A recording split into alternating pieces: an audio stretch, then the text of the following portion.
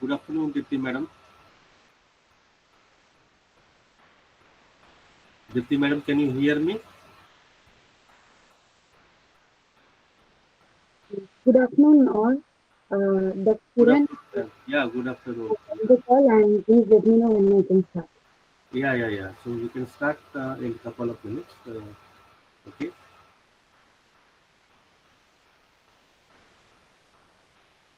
Professor Nehal, are you there? Yes, sir. Yes, sir. Please introduce our today's speaker, Dr. Deepti Rukade. Yes, sir. I am highly obliged. Thank you very much, sir. This call is now being recorded. Dr. Deepti Rukade is working as project research scientist at IIT Bombay. She has done her master's degree in solid state physics during 2006-2008 at University of Mumbai and done her PhD in metal oxide nanocomposites using ion beam at University of Mumbai during 2010-2016.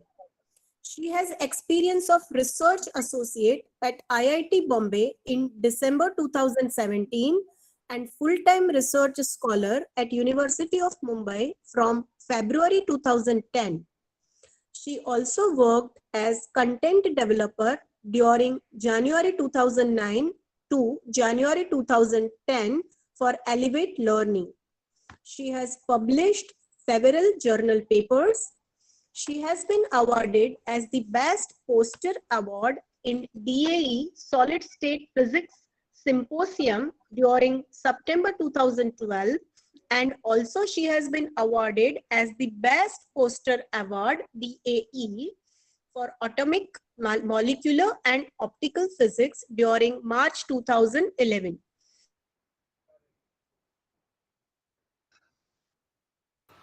We welcome you, ma'am, on behalf of SPC and in this FD team. So over to you, ma'am, for the presentation.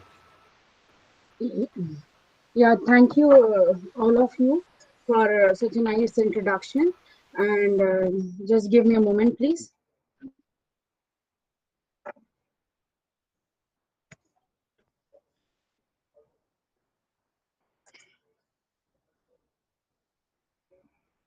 Yeah, a very good afternoon to all of you again.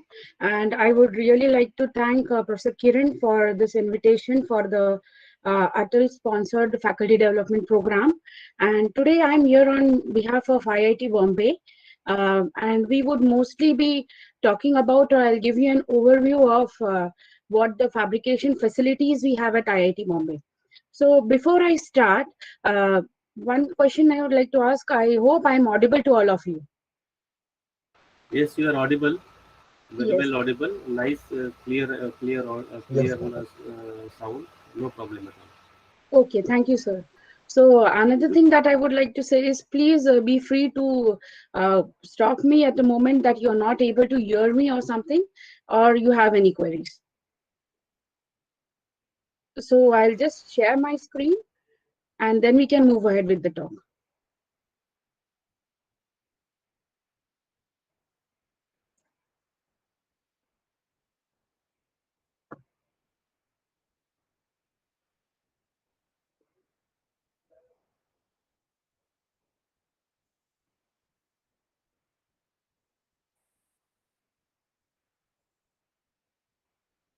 Is the screen visible to all of you? Yes, it is visible. Yes. So the IIT Bombay houses a nanofabrication facility that has been established quite long back in the Department of Electrical Engineering. So here, this facility was started by a group of few faculty members headed by Professor Zuzair Warsi, and which was followed by many faculty members from many different streams joining in, which now results around, we have 60 faculty members from all over departments of IIT Bombay, which are using this facility. So to move ahead, the flow of my talk would be, I would be talking about the deposition tools that we have, the oxidation and annealing furnaces, the lithography systems, the etching tools, the characterization tools, the miscellaneous tools, the policies that we follow, and how can we use the facility? How can you avail this facility? So to start with, basically, Professor Kiran had actually given me an overview of the participants. So keeping that in mind, I have tried to summarize all the details. Taking into account that this talk is based on MEMS, I'll start with the basic fabrication step, that is the diode processing. And then I'll go ahead where and which places do we require what facilities, and what are the facilities and their optimized standards at IITB laboratory. So as you can see on the screen, I have just explained a schematic of the diode fabrication processing, where we start with the basic silicon wafer, which is followed by oxidation. Here, our oxidation comes into picture. We have few furnaces. We can either deposit the oxide or we can grow the oxide. So I'll go into more details in the flow of the talk. Followed by oxidation, then we need to go for lithography. So lithography means what we'll do is, in that case, we'll spin a photoresist onto the substrate. We expose it to a specific UV light, due to which the resist either hardens or it softens, and depending on that what structure we need, we do the development. After that, we need a metallization. So I'll also be discussing on few metallization tools, followed by again lithography tools or maybe some implantation tools. So to start with the deposition tools, we have a series of deposition tools which fall under the category of physical vapor deposition as well as chemical vapor deposition. So here I have shown pictographically what tools do we have, and I'll quickly give a summary of what tools and what is the basic principle behind them. So let us start with ICP CVD. As you can see in the first corner, that is ICP CVD system, which is an inductively coupled plasma chemical vapor deposition at IITB.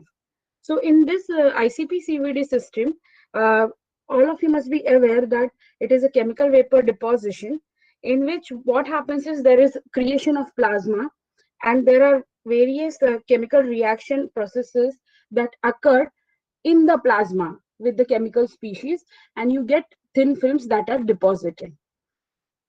The tools that are put up on this slide currently all have all are vacuum tools, and all have a base pressure of around minimum 10 raised to minus 6.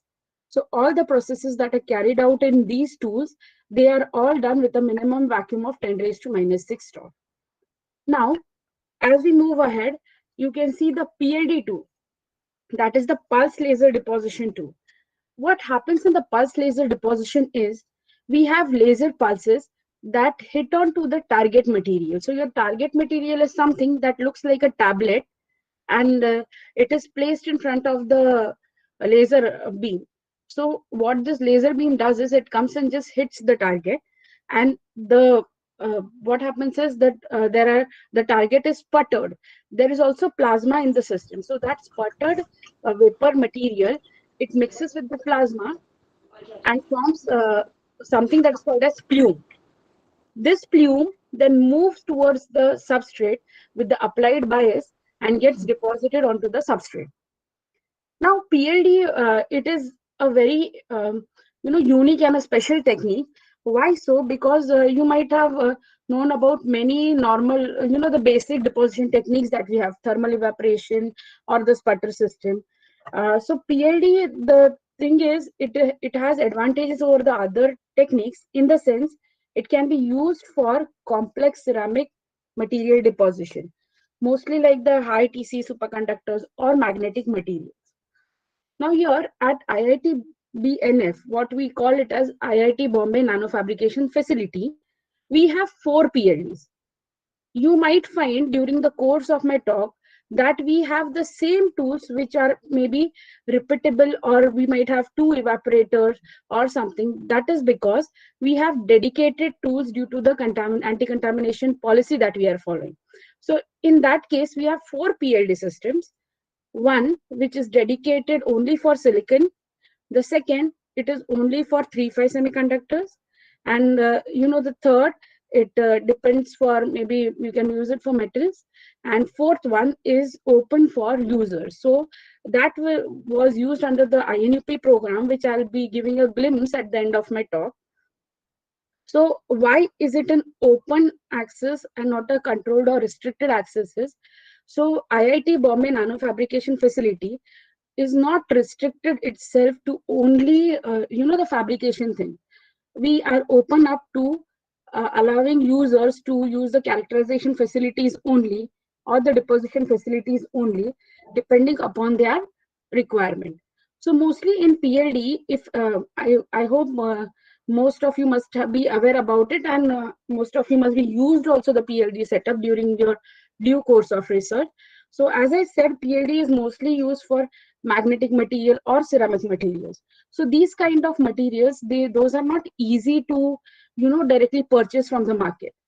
Mostly these materials are chemically synthesized in some of the labs, and the result of those chemical synthesis is mostly powder form. Now once you have this powder which you have made in your lab, okay, so then you need to make a pellet out of it, which is also known as the PLD target, which is similar to something that looks like our crocine tablet. So we need to make a pellet. So for that, now the thing is, IITBNF, when it was initially when it came into existence, so we had few deliverables. So that time it was a CMOS specific laboratory, and hence the contamination policies and the rules were based on the CMOS grade materials.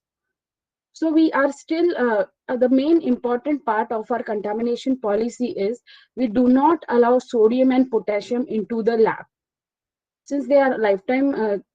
So the lifetime decreases. What we do is sodium potassium materials are strictly prohibited in IITBNF lab in most of the tools. So when I say the PLD4 is open for uncontrolled access, it means uh, you can use the materials which you have synthesized in your college, your labs, or anywhere. You can use that target or that tablet into PLD4 and do deposition based on that. The only thing that we will take care here is whatever material that you have synthesized, your ceramic material or magnetic material, we would check it for sodium and potassium contamination. So how do we do that is, I'll talk during the due course of anti-contamination. So we check for sodium potassium contamination. If it is found clear, we allow your material to be mounted into the PLD chamber, and you can go ahead just the thin film deposition. Thin film deposition itself is a very great area of research, and PLD forms a significant part of it. So it is not just restricted to fabrication, but we also have been looking into projects that are only dealing with thin film deposition using different tools. So PLD4 is open and it is uncontrolled access, provided it follows the anti-contamination protocol set up by IITBNF. Moving ahead, we have ALD tools. We have two ALD tools. One is with load lock and one is without load lock. So the thing is, in ALD, all of you must be aware. I'll just give you in short what ALD does is, ALD uses reactive chemistry, which gives us thin film, one atomic layer at a time. So it has a inductively coupled plasma that allows very low temperature ALD deposition. It is a self-limiting process, and it has high conformal deposition with high aspect ratio. How does this happen is, it consists of various gases precursors. So if you have a material to be deposited using ALD, you will have this combination of many precursors. So what happens is, you have this chamber that is in high vacuum, and then you sequentially send this pulses of gases, which are also precursor gases, and that is sent in some fixed amount. So those gaseous precursors, they react with the substrate by themselves in a self-limiting process till the entire material is utilized, which gives one monolayer at a time. Very, very, very high quality of deposition, or you can say self-limiting reaction. Then after that, we ensure that whatever precursor we have sent initially, that is purged out. So to ensure that, what we do is we purge in an inert gas, mostly argon, and ensure that the remaining precursor, which was earlier purged in, moves out. Then we send the second cycles. So ALD basically gets its deposition in a series of cycles, which is called as a half cycle in the first part and a complete cycle. So there are these cycles of ALD, which gives you one monolayer deposition at a time, and you get a very high quality of your thin films.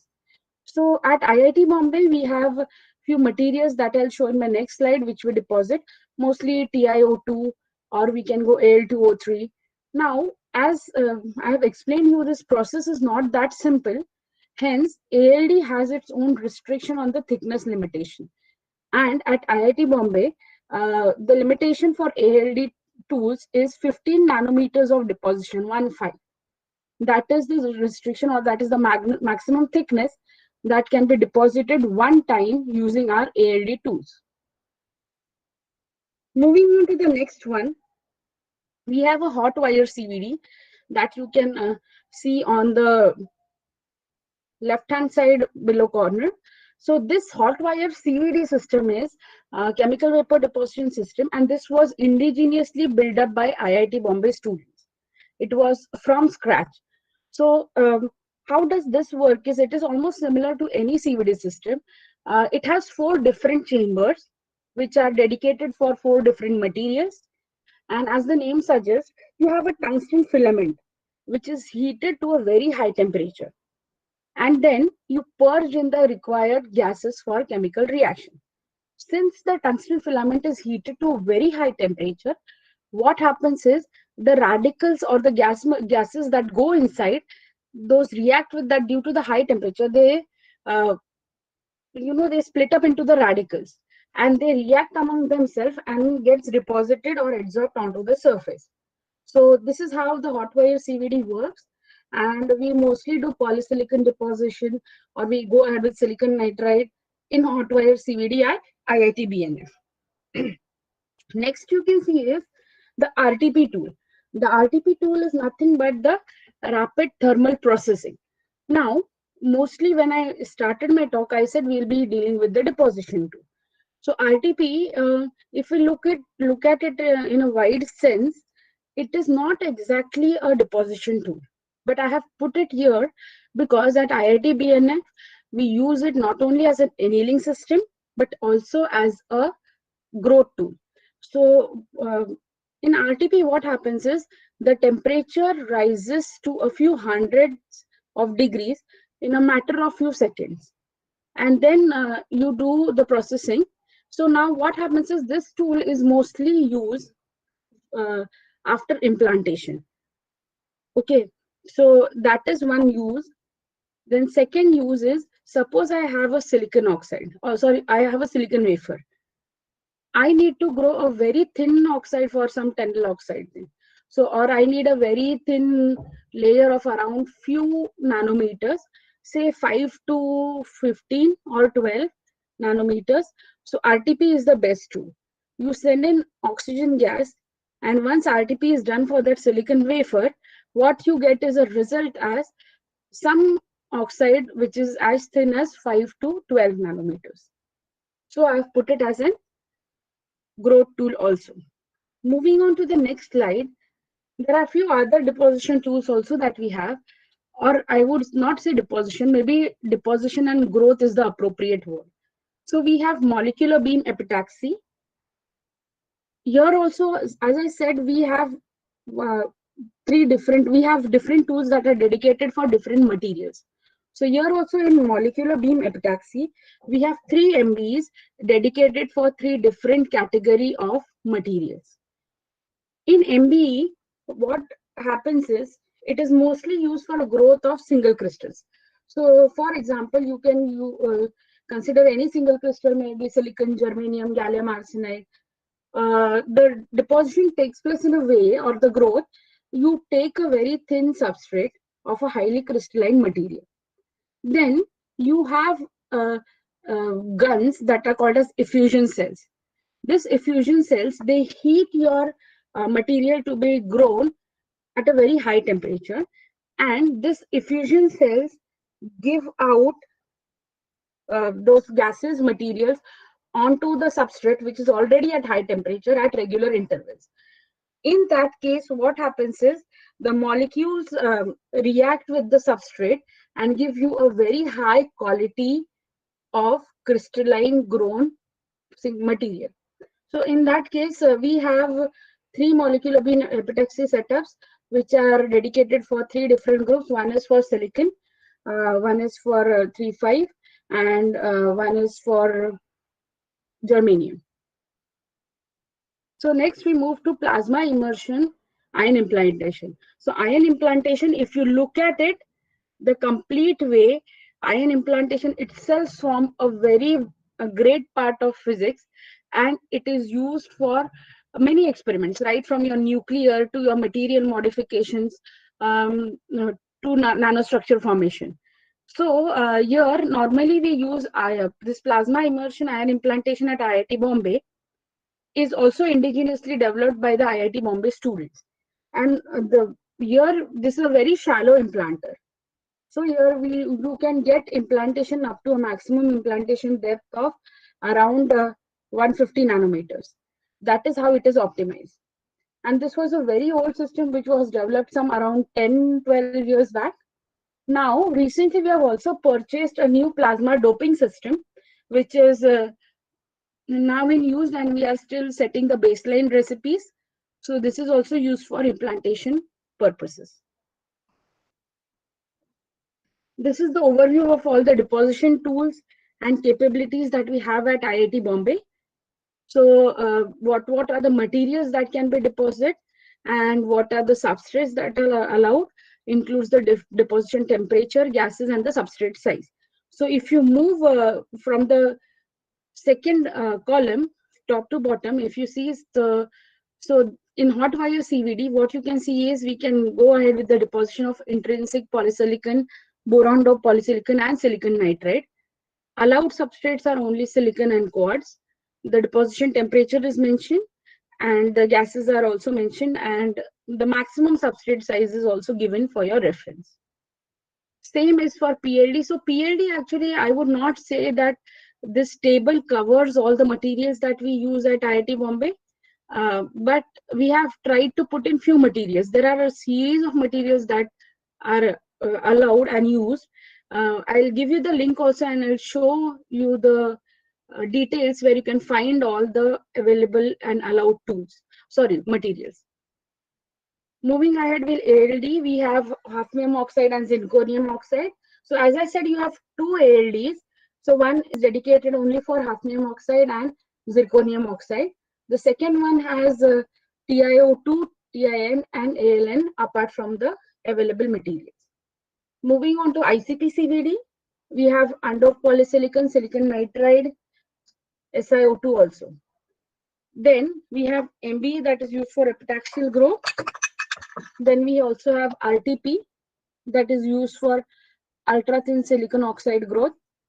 We have the PDS doping system and PIII that is also a doping system. Then, as I had shown you in the process flow, the second step, if you see, oxidation. Okay, so oxidation is very important. Sometimes it is used as a sacrificial layer. Sometimes you need a tunnel oxide. So in majority of the fabrication steps, the next step immediately after your RCA cleaning forms your oxidation. So we have many furnaces which are not only dedicated to oxide, but we have also some doping furnaces. We also have some annealing furnaces. So this part of the slide will give you an overview of what are the furnaces details that we have at IIT. So we have 2-inch furnaces, and I'll go in order from the column wise. So we have dry oxidation and wet oxidation. The difference is we have an oxidation furnace. When we talk about a dry oxidation, you have a silicon wafer that is in the furnace tube, and it is heated at a very high temperature. What happens is then you purge in or you send in the oxygen gas, and This oxygen at very high temperature reacts with silicon and helps in growth of silicon oxide. But dry oxidation has only oxygen and the growth is very slow process for silicon oxide. Hence, for dry oxidation, you will get a thickness that is up to maximum of around 250 microns of SiO2 layer using dry oxidation. If we move to wet oxidation, the process is quite similar to that of dry oxidation. Considering the only difference is, along with oxygen, we also put in water vapor. How it helps is it acts or it speeds up the growth and you can get an oxide up to 1 micron. But there is a significant difference between the quality of oxide that you get using dry oxidation and wet oxidation. Dry oxide is always preferred for gate oxide or something, whereas if you are not much keen on to the oxide quality or you just need a sacrificial layer, you can go ahead with the wet oxidation. The time required for both of them, however, remains the same. The only difference is the thickness that you get during the two processes. Then we have a separate nitrogen annealing furnace, which is dedicated only for nitrogen annealing. Then we have a CMOS FGA furnace, that is forming gas annealing. Then we have a general purpose FGA. Now, like I explained for PLD, we have a separate PLD4, which is having an uncontrolled access. Similar is the purpose for this furnace. So another same example I would give in the similar lines, that is mostly when you do some kind of deposition. So most of the, I would say, deposition tools or the film quality is amorphous. So in that case, if you need a crystalline film quality, you need to anneal your films. So for that, you require a furnace annealing.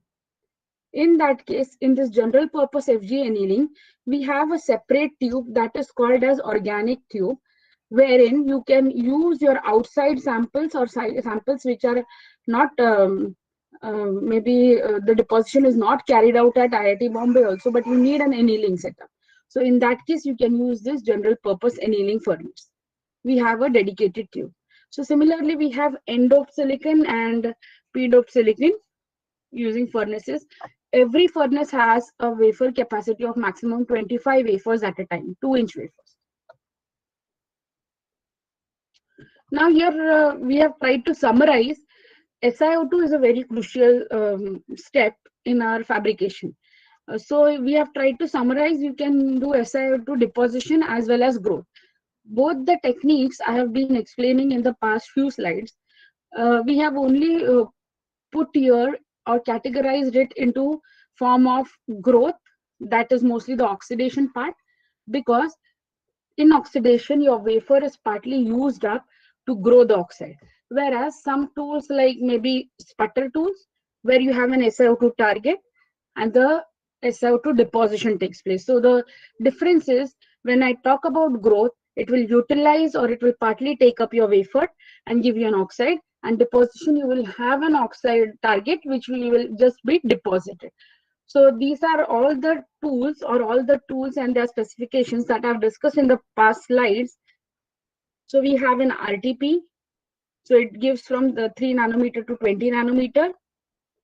Then we have dry oxidation, we have wet oxidation, we have our sputter tool, which is a deposition tool. We have ICP CVD, which we have discussed.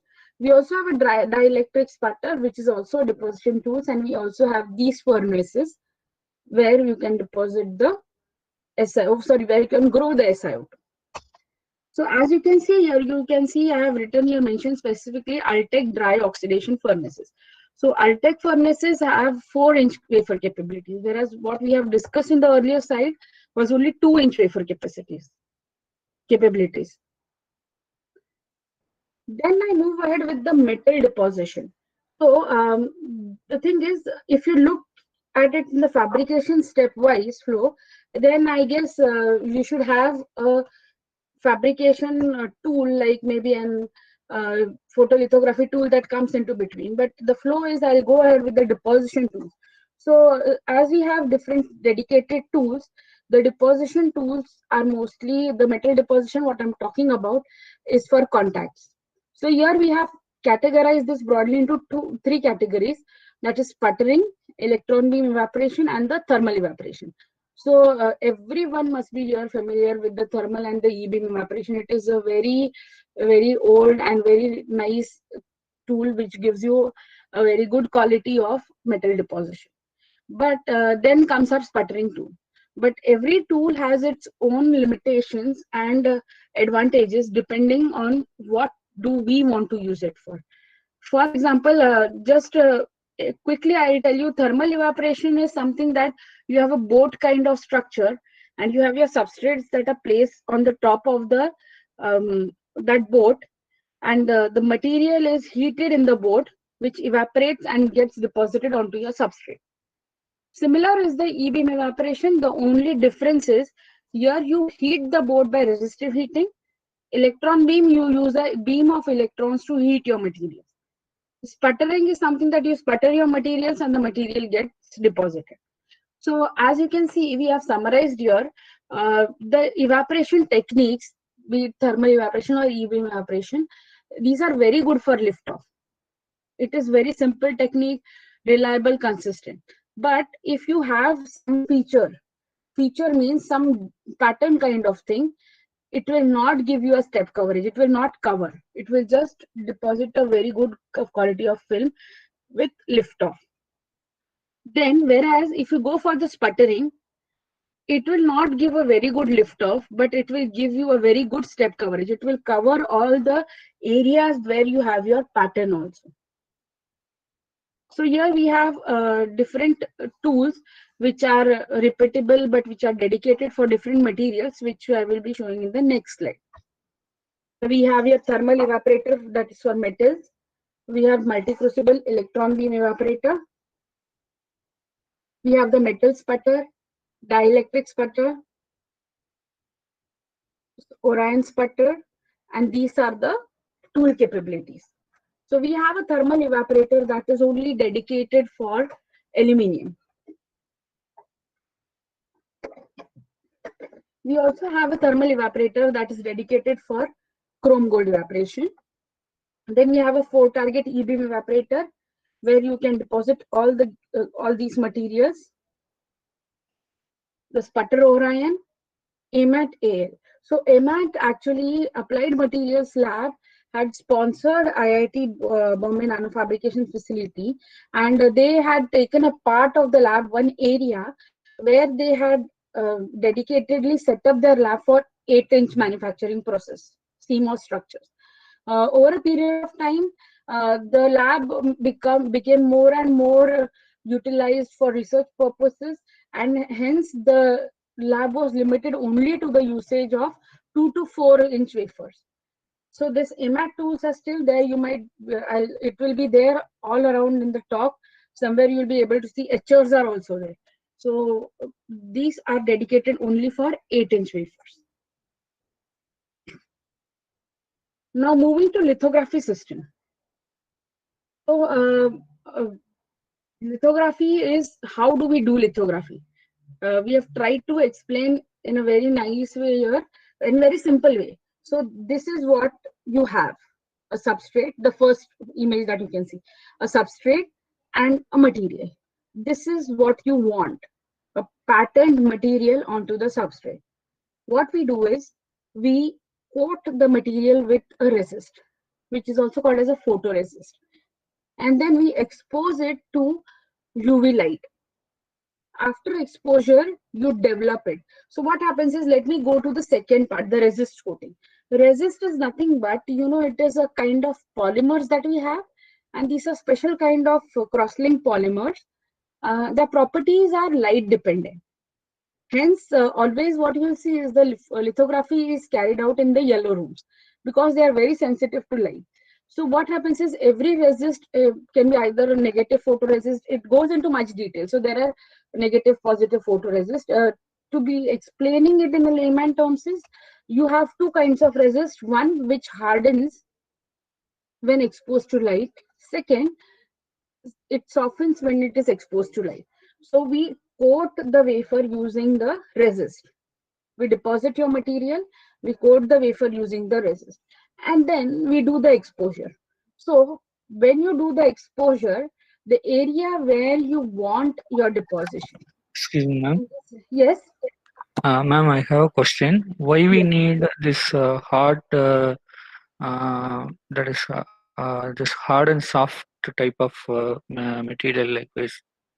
Resist you are talking about, right? Yeah. Yes, ma'am. Yeah, yeah. It will come in my slide. And the next slide. After next slide, if you're still not clear, please redo, like ask your question again. Okay. Okay, ma'am. Yeah. Okay. So this is something that I want. Okay. Now here, which means I need to protect this part, this small squares that you are seeing.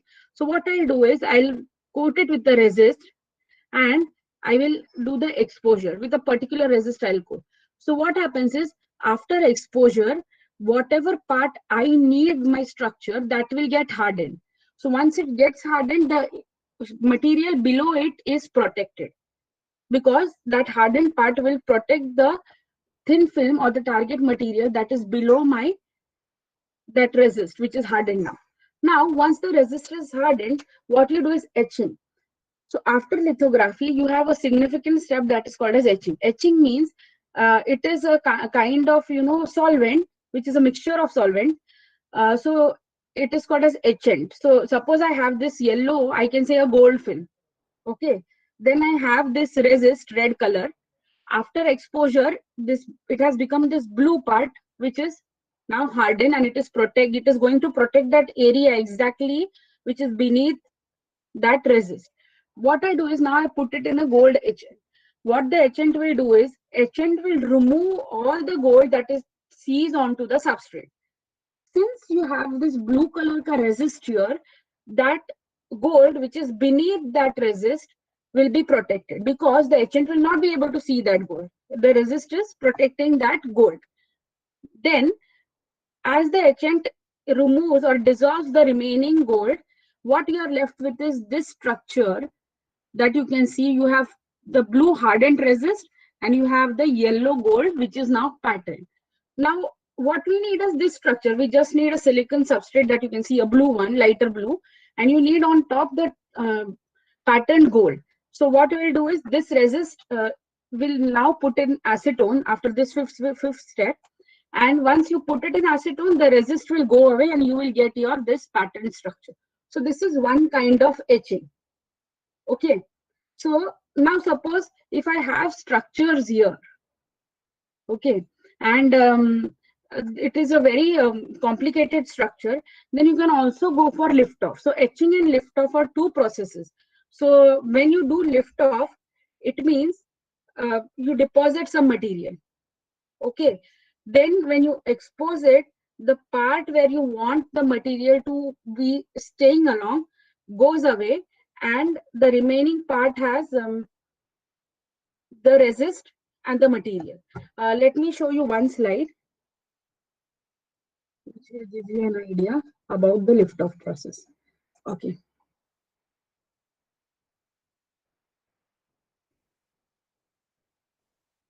Yes. Okay. So this will give you an idea about the question that you have asked.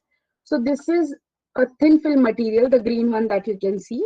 What you do is, you coat and pattern the photoresist. Okay. Then you etch the remaining film. So the green color goes away, and then now you remove the photoresist. This is etching, what I've just explained. Now, when the other type of photoresist will be used is this part, lift off. Okay. What you do is coat and pattern. So here you want the deposition here. So here you will be using that photoresist, which after development will soften and go away. So after development, this part will soften and it will go away. Then you will deposit your film and you put it in acetone. So this red part, which is the resist now, as soon as you put it in acetone, will lift off. So it is something like this. I can give you an example. You have a square block. Okay.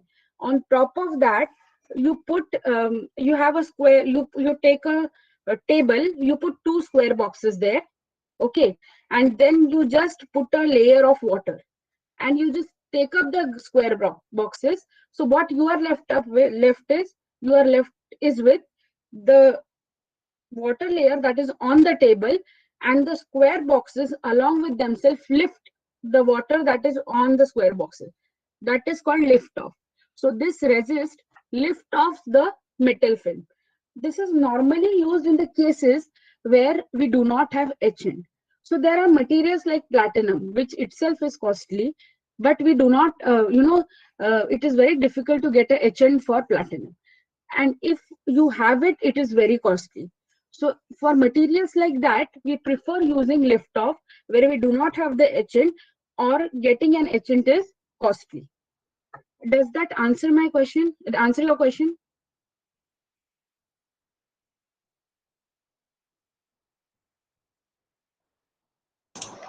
Yes, ma'am. Okay. So I'll just go back to this process. Then how do you do the patterning? Now, when you move to the patterning, you have two kinds of lithographies, basically. One is photolithography, that is used for microfabrication. And then you have EBL, electron beam lithography, that is used for nanofabrication. So basic structure is, for any process, you have the mask design, you make a mask, you design your pattern, then you write the mask, then you expose the same mask on the wafer. So how do you do that is in these steps. You put it with the resist, expose it to the source, and then you develop it, which was there in the lift off thing. So how do you do this process? I will just show by images. Can you see this image which is to your right hand side? Yes, ma'am. So there you see a circle here where the cursor is pointing. Ah, yes, it is in gray color. Yes, right, exactly. So you have uh, something that is called as a hard mask. So as I said, there are two kinds of lithography that you can go ahead with.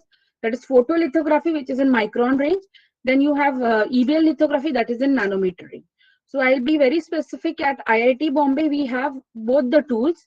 For photolithography, first I'll talk about, then I'll move to the nanolithography. So when we talk about photolithography, we have something that is called as a laser writer. Laser writer is something that writes a mask. I'll just show you the laser writer. Okay, this is the system. So here you have nothing but a square piece of glass, I can say, and you have iron oxide coated on those glass. What you do is you feed in your design into the computer, which is in line with your 2-inch silicon wafer. You feed that design into the computer and the laser writer writes mask. Okay, after writing, you get that design printed onto the that square mask. That mask can be reused and reutilized time and again. That is called as hard mask. Then what you do is that square, this gray part, what I have shown you, here remains your silicon wafer. Inside you can see the white part, and on top of this stays your mask, that is the hard mask or the square part that you have just printed. Then using this several lenses, you expose it in UV light. This is your lithography setup, which is called as MJB4 mask alignment. And after exposure, the same process happens that I've explained. The resist hardens, softens, and then you develop it. This is the mask aligner that we have. So when it comes to microfabrication at IIT Bombay, for minimum feature size, what we have here is 5 micron. Below 5 micron, if you have anything, we move to EBL or electron beam lithography up to nanometer range. Whereas if you have something, as it has a lower limit, similarly it also has an upper limit. So the upper limit in that case is 50 microns. So if you have something that is around 50 microns, so every design will have a minimum feature size and it will have a maximum feature size. So minimum feature size, if it is 5, we go ahead with laser writer and MJB4 for your lithography process. If it is below 5, we go ahead with EBL. If it is minimum 50 or it is just the lowest one is 50 microns, you can get it printed from outside, because the laser writer takes up a lot of time to write those mask files. So we have a few contacts, not contacts as such, we can give you the addresses. So mostly this is done for designs like microfluidic channels, where people do not have such small features. So we get it printed on a transparency sheet, we stick it onto the plate, and we follow the same process. So this is how it goes for microfabrication. So here, these are the tools that we have. We have two MJB4s, which are used for microfabrication or photolithography. We also have a DSA, or that is called as a double-sided aligner. So it is not only used for the top alignment, but sometimes you need to do back etching, especially when you need to release the wafers or something. So that time you need this DSA, or the double-sided aligner. So that is used for backside alignment. So that is also part of photolithography. So MJB3 and MJB4 are similar kind of setup. We just have two different tools. Then, as I said, laser writer, what we have is for writing the mask. But here, the laser writer can also do writing directly on your silicon wafer. Why we do not use it to write directly on the silicon wafer is because we already have these three tools, MJB3, MJB4, and DSA for writing, for exposure. So laser writer helps in that sense. Once you write this hard mask, you can time and again use the same mask to just expose the wafer and develop it. So this is all regarding the photolithography. When I say EBL, now you have something that is less than 5 microns, we come to Wraith. Wraith is our electron beam writing or electron beam system, where we can write feature size of minimum up to 40 nanometers. So here our only limitation is whenever you design your mask, it should be such that all the features, including distance between the two features, or we can say pitch, that should be 40 nanometers. So all features should be above 40 nanometers, but below 5 microns. That is the limitation for Wraith. So I can show you here, these are the images. These are MJB3 and MJB4 setups. This is our DSA. Though it is not taken in yellow light, it is in yellow room. The laser writer is also in yellow room. This is our Wraith setup. So Wraith, along with it, has its own SEM. SEM is used for imaging of the sample to check whether whatever features you have written, those are correct or not. This is what I had gone through earlier. So now we have covered deposition, we have covered lithography. Now we move to the etching techniques. So etching, as I said, you can either lift off or you can etch. So you can etch using a etchant. Lift off, everyone is clear. So it is just going to lift off. The resistor is just going to lift off your material. When you come to etching, etching can be done in two ways.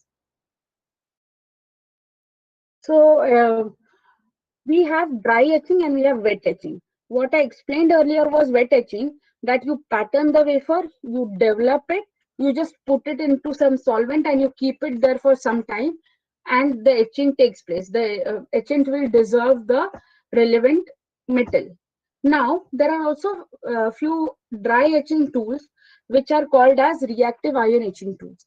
So what happens in reactive ion etching is there is chemistry between these gases, which are mostly fluorine, chlorine gases, and those, along with plasma, they react with the material that is to be etched and they etch out the material.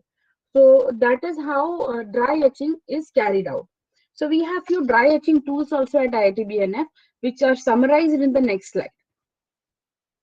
So here we have FTSRI, we have ICP-RI, we have plasma etcher, we have AMAT etcher, we have deep RI.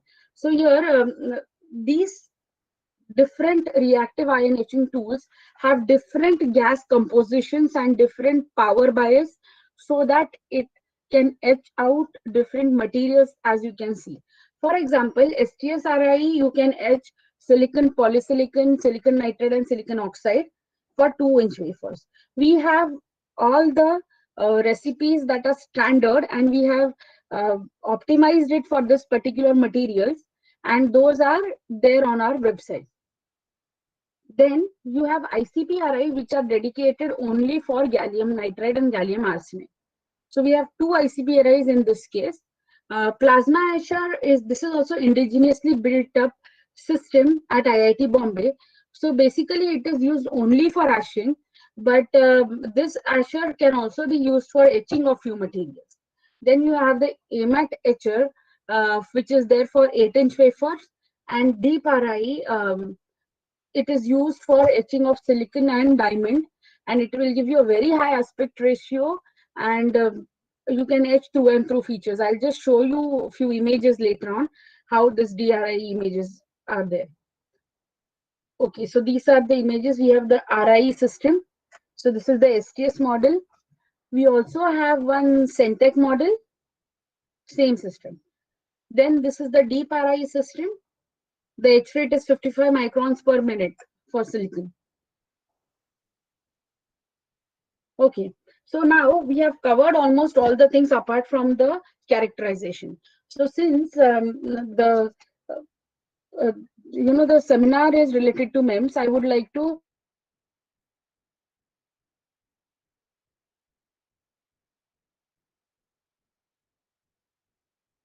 here I have just briefly explained. We have a silicon wafer, and these are how our cantilevers look like. So you have a sacrificial layer, that is SiO2. Then you have an encapsulation layer where you spin coat the SU8. SU8 is also a kind of resist. Here the recipe is given. You just please need not go into much details about it. Just all the specs are given of the recipe. Then after that, once you pattern this SU8 resist, you need contacts. So for contacts, we normally use chromium gold. So here we have 20 nanometers chromium and gold. And then you go for a second level litho, which gives you this red pattern that you can see, this structure which looks like. After gold and chrome etching, you'll get something like this. And the final releasing of cantilevers is from below. This is the image of one of the cantilever that is fabricated at IIT Bombay, Nanofabrication.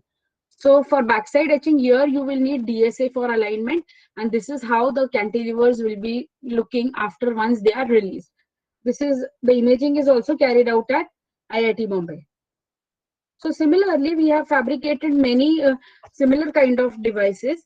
So to name a few, these are few structures that we have fabricated at IIT Bombay. We have the silicon dioxide microheaters. We have microfluidic channels. Then we also have a MEMS cantilever. And this is what I was talking about, through and through edge using deep RI. So you can see the small holes. This is just nothing but through and through edge in silicon. So moving ahead, now it comes to a general part of material and structural characterization. So as I said, we are not just restricting ourselves to the fabrication facilities, but if anybody who just wants to go ahead with characterization of the materials, we are open to just using the characterization facilities also. So we have a AFM facility in-house. AFM is normally used for surface imaging to see the topography of any film. It works in contact mode, non-contact mode, and tapping mode. The sample size what we need would be maximum 2 centimeter by 2 centimeter, and it gives a very good resolution of around in angstrom range.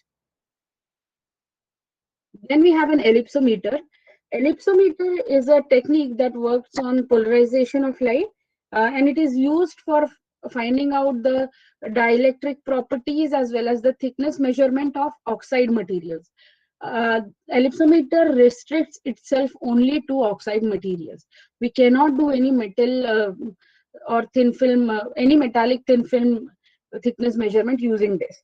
So here at IIT Bombay, we normally use the ellipsometer after oxide growth or after any deposition of SiO2 to check for the uniformity and the thickness of the oxide. Then we have an Olympus microscope that is used for looking at the feature size post development. We also have a contact angle measurement.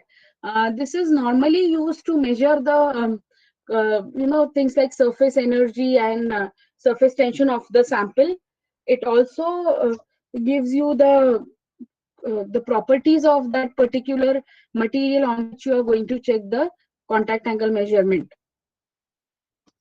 Then FTIR system. So FTIR system is normally used for uh, finding out the bonding between the different uh, different materials, so whatever you have deposited or any other thing. So we also have FTIR. We have two FTIRs at IITB. Then we have HRXRD. We can do all this kind of measurements in the sense we can do theta to theta, then we can do maybe reflectivity measurements also, and all the different things like layer thickness, layer composition, or phase or defects calculation can be done using those measurements. We have restricted this HRXRD. We have not restricted, actually the system restriction is you cannot go ahead with powder samples. In that case, you have to drop cast your sample on a thin film in such a way that the powder does not come out. So the only limitation here we have is we cannot go ahead with the HRXRD of powder samples. Then we have an XPS setup. XPS is a very important tool, another characterization tools that gives us the elemental composition of a particular thin film. XPS can be used in different modes. So the XPS that we have currently right now at IITB will give you the elemental composition of the thin film that you have deposited or you have used for your research. Also, you can go ahead with calculation of band gap by using some data from XPS. And we also have depth profiling. So in depth profiling, what happens is it will take the surface elemental composition of the particular film. Then you will be bombarding those by using some argon atoms, and then again you will take the elemental composition.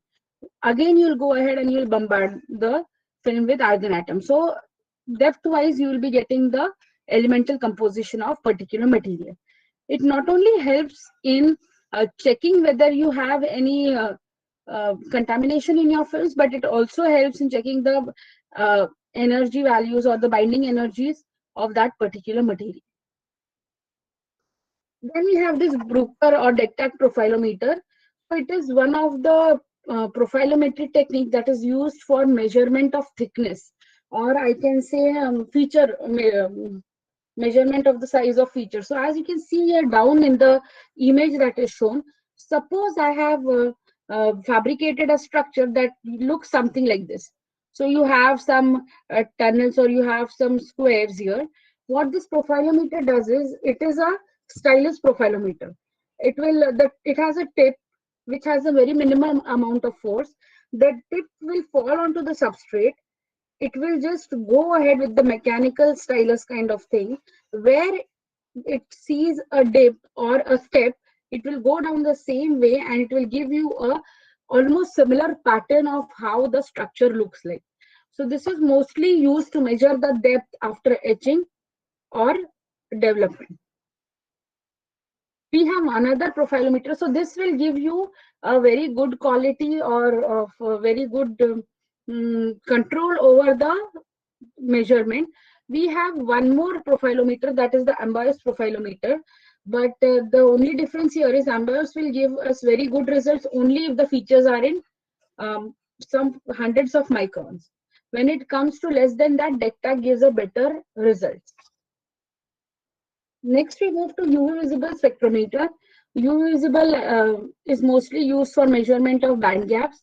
It can also be done in three modes: reflectance, transmittance, and absorption mode. Absorption is the most commonly used, and it can be used during your process of fabrication, or it can be used other way around also, apart from your fabrication thing.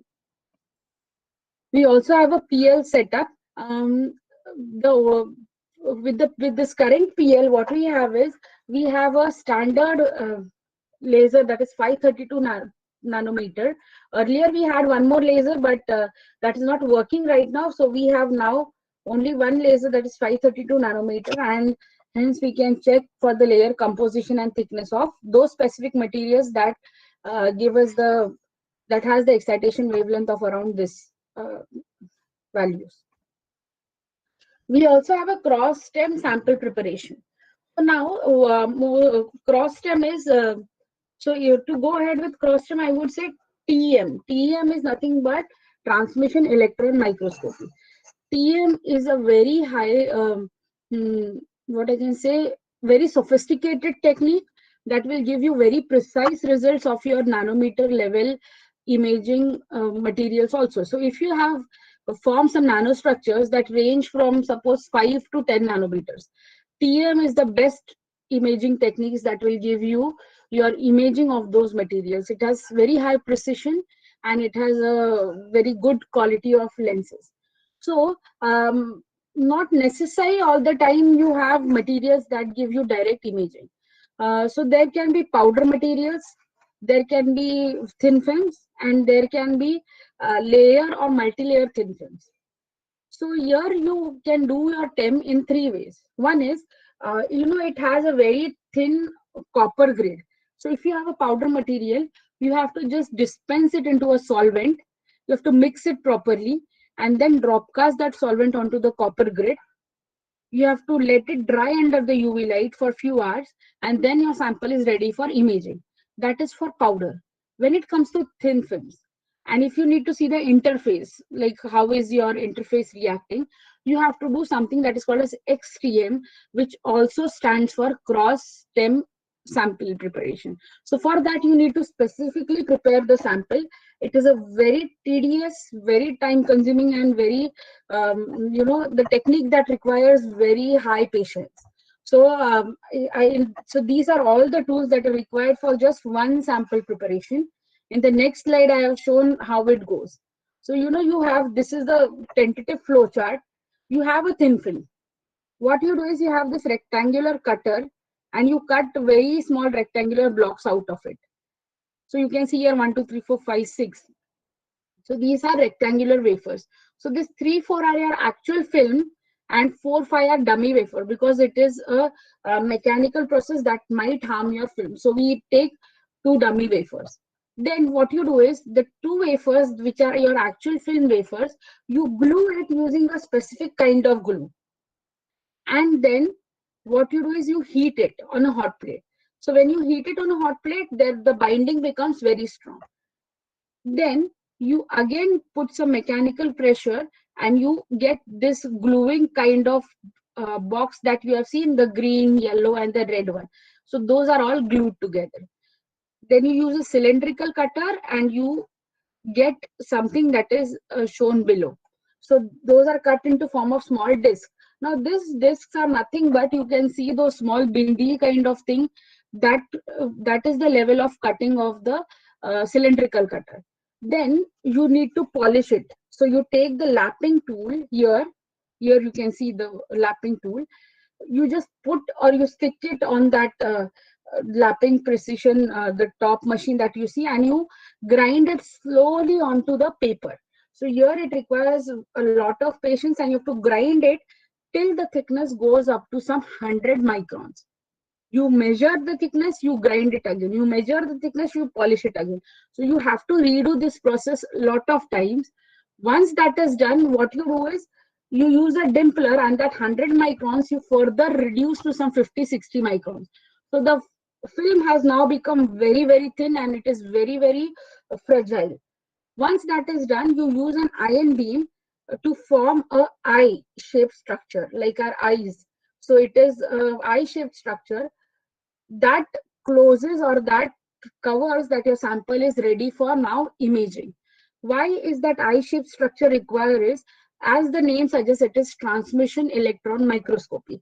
So that eye-shaped structure allows the electron to transmit and give you an overall picture of the images, of the interface of the film. So this is the entire setup, and we have this sample preparation technique at IIT BNF. However, we still do not have a TEM setup. So the TEM is carried out at SAFE IIT Bombay, but we do prepare samples for TEM. So these are overall range of things that we have. So to summarize, we have an ellipsometer that we can measure from 1 nanometer to 100 micrometer. And then we have a DECTAC from 6 to 200 nanometers, Ambers from 25 to 300 micrometers, AFM 50 nanometers to millimeter sizes, Then we have film matrix, which is also similar to ellipsometry for thickness measurement from 4 nanometers to 20 microns. EVO-SEM to measure or to see the SEM imaging, and EBL-SEM 10 nanometer to millimeter range. Then we have few electrical characterization tools also.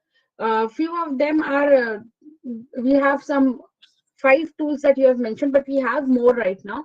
So we have a Phoenix tool, which is a high temperature IVCV tool. We have a Proxima, which is a IV measurement tool.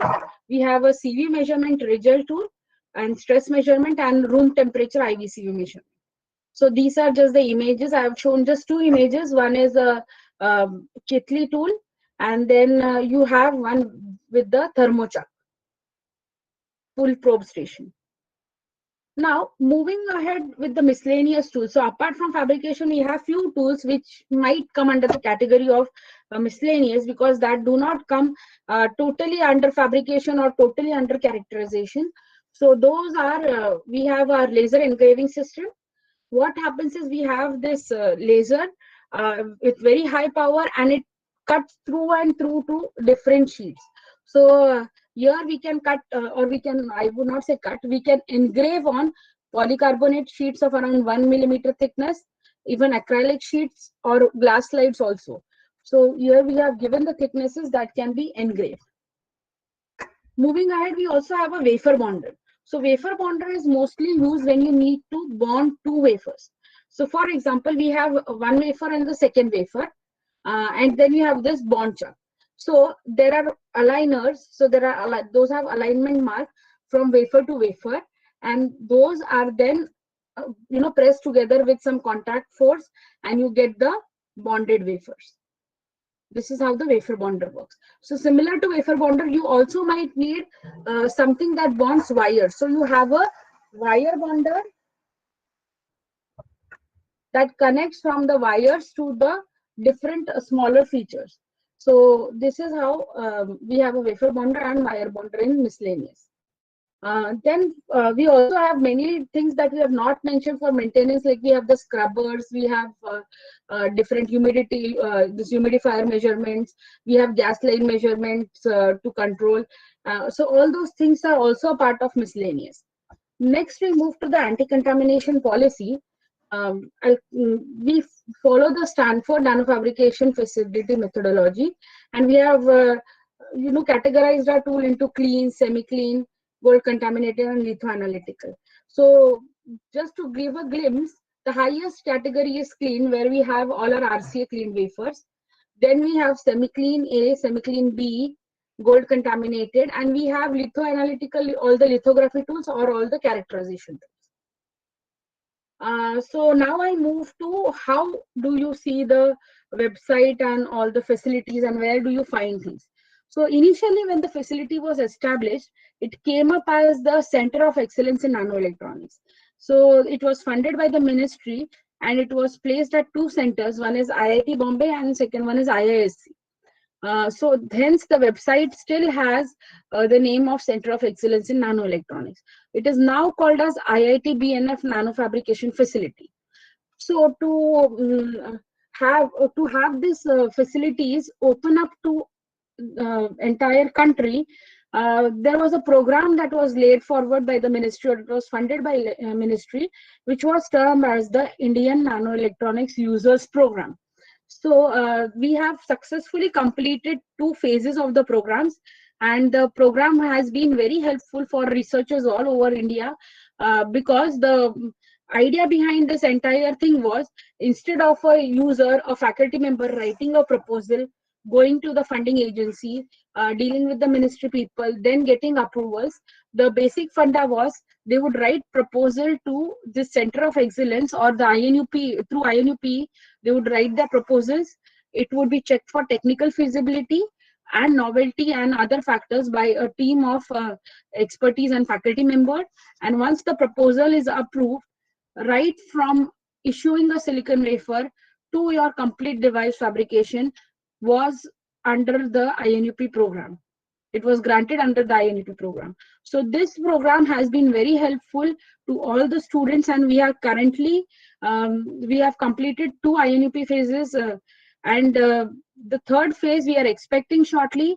But as of now, since INUP is not in picture, the facilities are open to usage on payment basis. For that, what you can do is, I'll tell you in the next slide, but I'll just show you whatever I have explained. How do you go and check for those? This is open to all the users. You can anytime visit the IITBNF or the CN facility. Here you can see online modules. When you click on that, you will see something that looks like this. And when you click on the live equipment status, you will see all the tools that are there in our lab, IITBNF. If you click on any particular tool, for example, your plasma immersion, you will get all the details. What is the make, model, who is the person in charge, what are allowed, what is not allowed, what are the contamination remarks. So you need not log into anything to have access to these things. You have to just open the website. You have access to all those things. Then now, how to use the facility? We are in process of having the online portal to use the facility.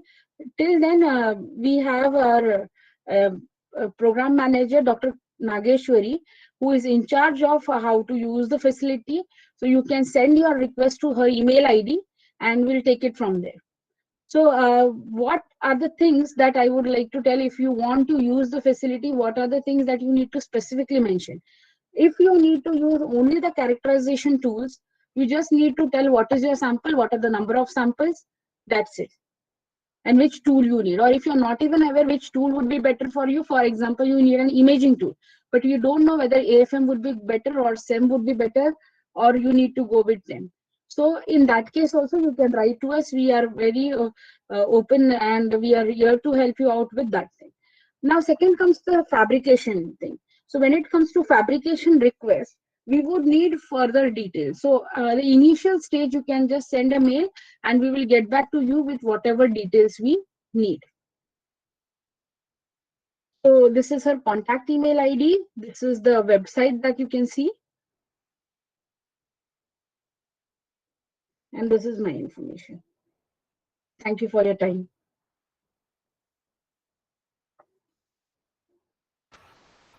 Thank you, madam, for your session. We can take some questions here. So participants, if you are having some questions, please go ahead. Yes, sure.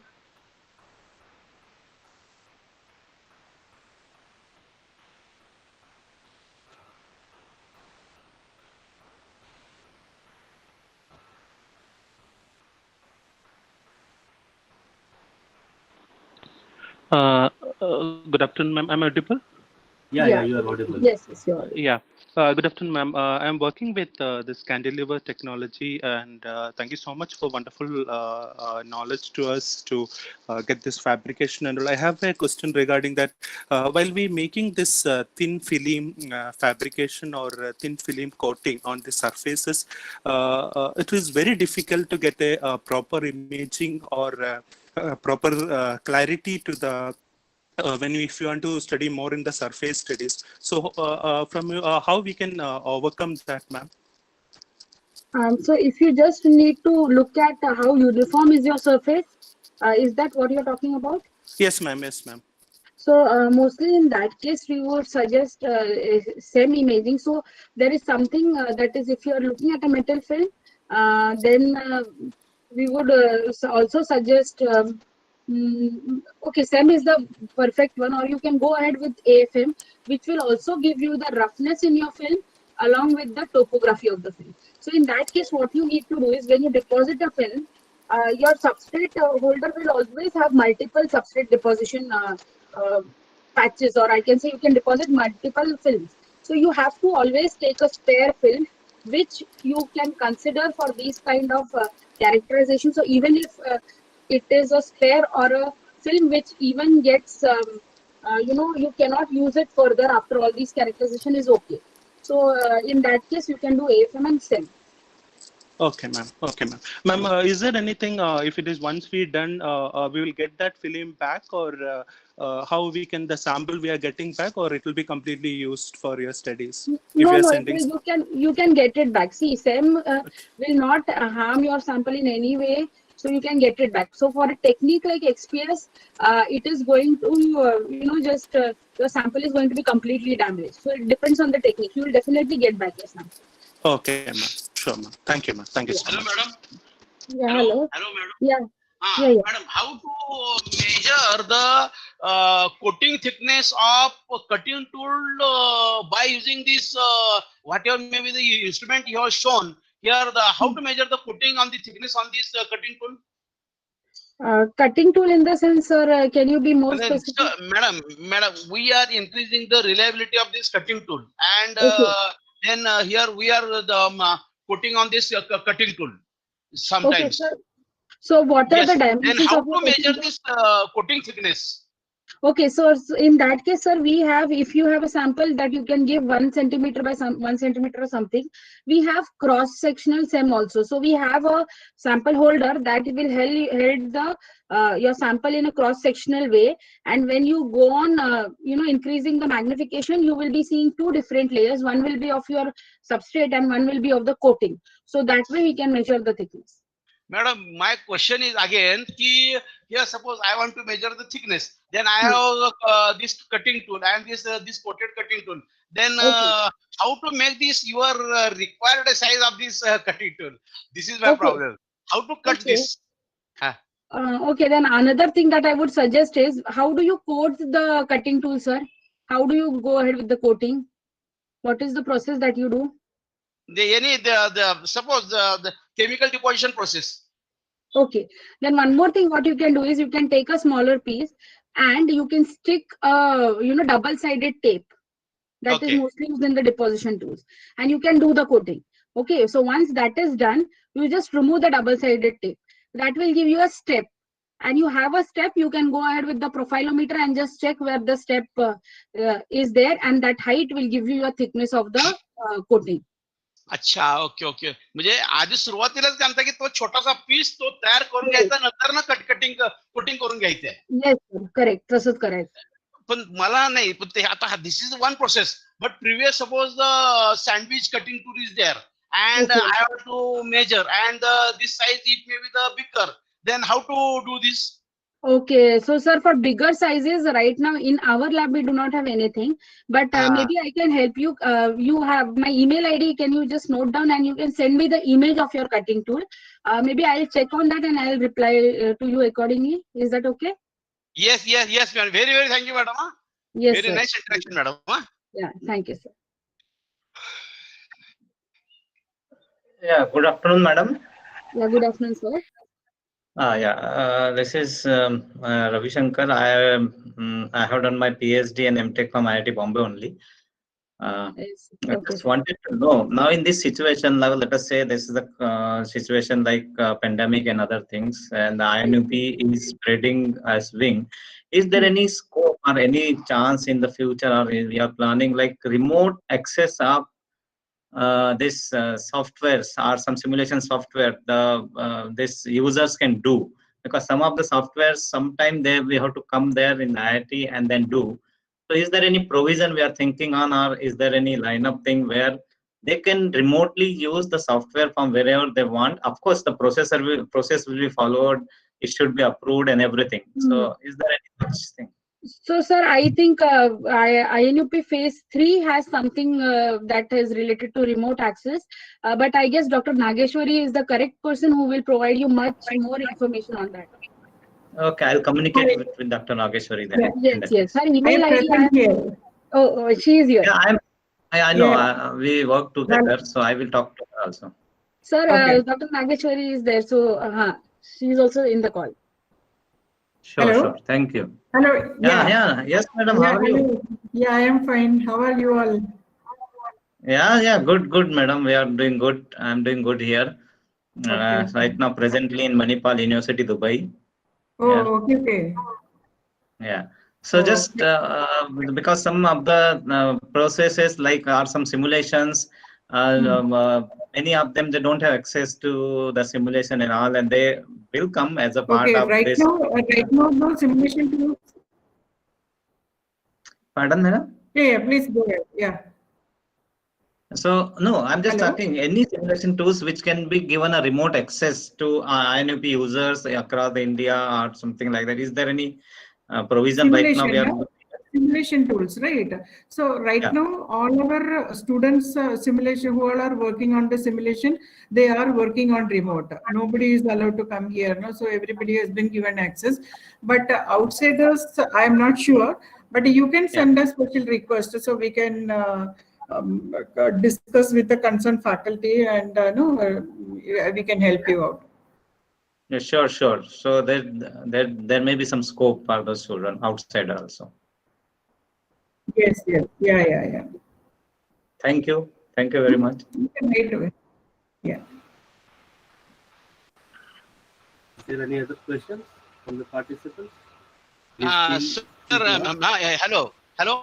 My Yes, one please go ahead. question. Madam, is there any simulation technique for reliability of this cutting tool to increase the life of this cutting tool by using the coating? Is there any simulation technique, madam? Sir, we will need to know your materials. So, along with the imaging, can you send the details? We can check and we can get back to you on this. Okay. Okay, I can help you, Professor Vishnu Sinawale. I know one person, Dr. Dattatray Parle, who is into the ANSYS, and he can help you in simulation of like coating tools, coating cutting tools. Okay, I can give you your contact details of the Dr. Dattatray Parle to you, and you can contact with him. So he can sir, help you out. Yeah. Yes, sir.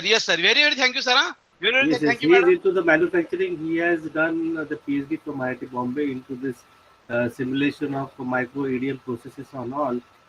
So he can definitely help you. And he was in the ANSYS Limited. So he definitely can help you in getting the simulation of coating cutting tools. Okay. Yes, sir. Okay. Very good interaction, sir. Very nice interaction for me, sir. Okay. Yes. Thank you, So madam. any Thank other you, sir. questions? Thank you, sir. Yeah. Any other questions?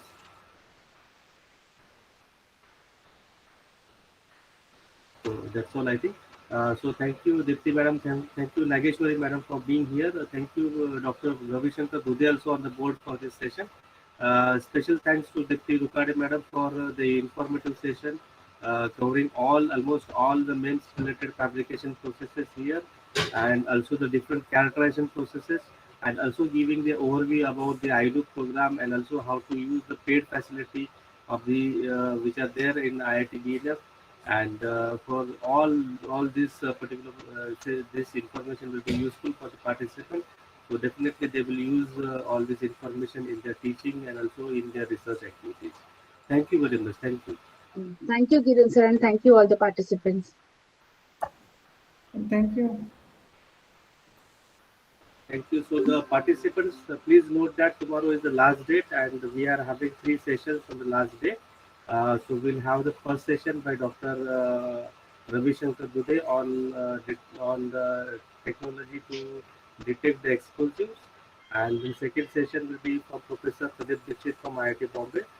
He will be taking session on the MEMS packaging, and last session will be by the Dr. Sudhakar Umare. So be there tomorrow as per our schedule. Be there 10 minutes before the schedule in the meeting. Okay, so thank you all of you. Thank you very much. Okay. Thank you, sir. Thank you, madam.